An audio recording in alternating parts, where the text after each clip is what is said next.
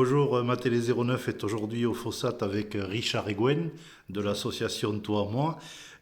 Vous allez nous expliquer peut-être le fonctionnement et ce qu'est cette association Toi à Moi. Richard qui est le responsable de l'antenne ariégeoise de l'association, peut-être nous dire, nous décliner quels sont les buts et les moyens de l'association. Ouais, avec plaisir. Donc l'association Toi à Moi a commencé en Ariège en 2022 et elle est rattachée à un projet, à une association nationale qui est basée à Nantes et qui a démarré au tout début en 2007, son action. L'action, si on la résume très rapidement, l'idée c'est de pouvoir loger et accompagner des personnes qui sont en situation de précarité, en situation d'exclusion sociale et qui ont envie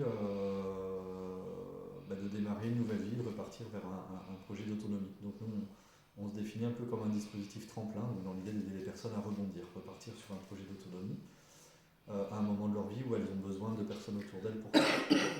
Très concrètement, si on doit résumer l'action de Toi à Moi, elle se décline un peu en trois grands axes qui fonctionnent les uns avec les autres, qui sont liés, reliés.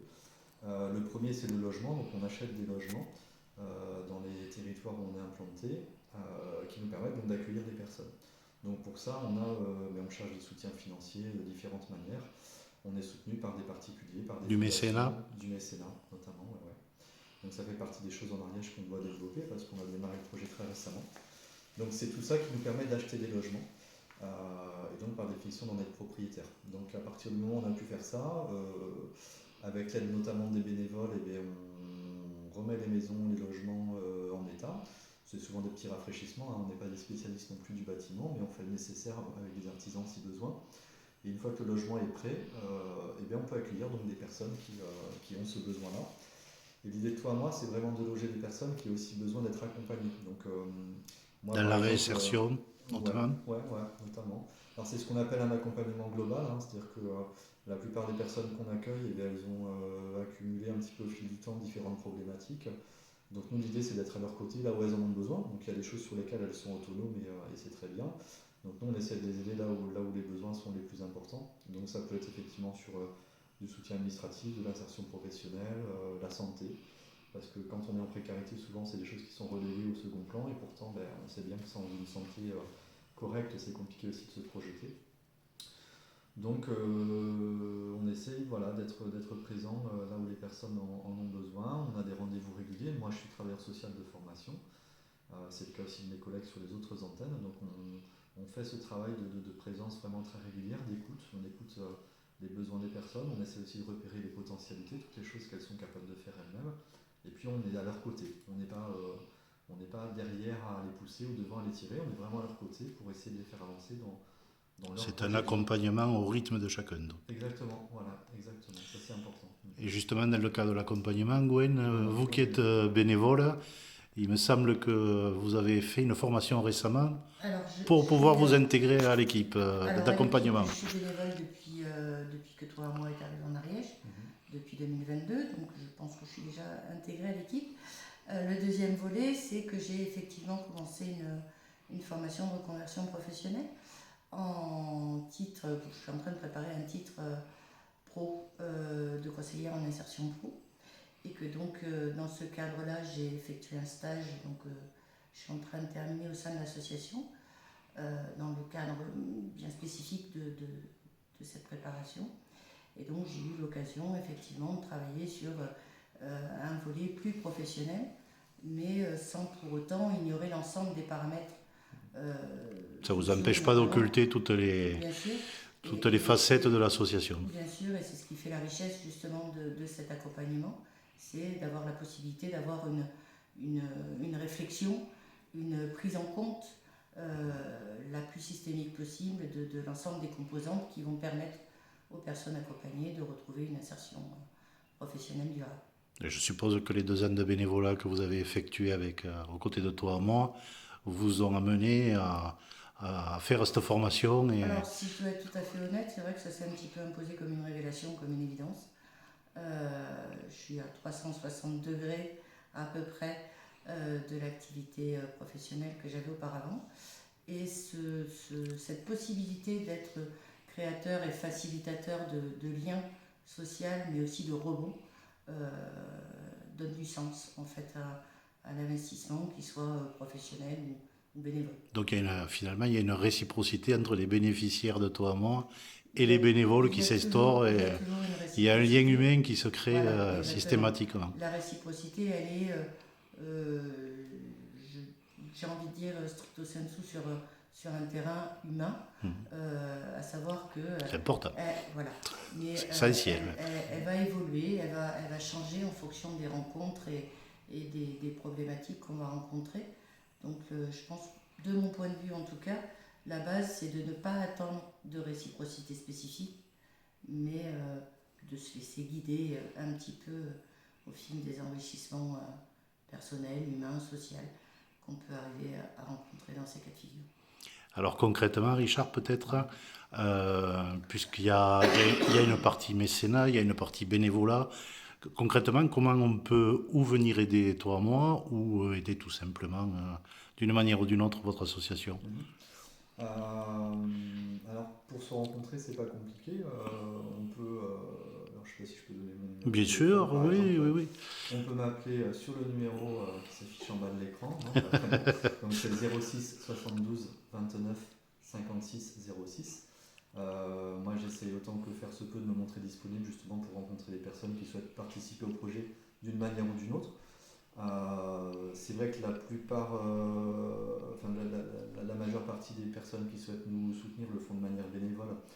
Alors c'est vrai qu'on n'en a pas parlé, on a parlé du stage de Gwen, mais de manière générale, les bénévoles de Toi à Moi, c'est le troisième pilier, c'est hyper important, hein, le logement, l'accompagnement, et les bénévoles, ils interviennent sur le côté lien social. C'est-à-dire que la plupart des personnes qu'on accueille, pas toutes, hein, mais il y a des degrés divers, mais peuvent avoir des relations sociales ou familiales qui se sont dégradées au fil du temps, parfois des situations de rupture un petit peu plus importantes même. Donc les bénévoles, eux, ils sont là pour proposer des temps partagés, des moments partagés en toute simplicité, autour d'un café, d'un repas, d'une activité culturelle, du jardinage, une randonnée, peu importe. Mais l'idée, c'est de partager voilà, des moments agréables ensemble et de permettre aux personnes de se retrouver dans des interactions qui sont positives et qui construisent justement quelque chose de positif. Le fameux lien humain dont parlait Gwen. C'est ça, nous ce qu'on fait, c'est la base finalement de votre travail et de votre investissement. Ouais. Voilà, c'est aussi retrouver confiance en soi, retrouver confiance en l'autre, etc. Donc tout ça, ça peut se faire aussi à travers des activités partagées avec les bénévoles. Donc c'est une des façons de nous aider. Après, on a des bénévoles qui...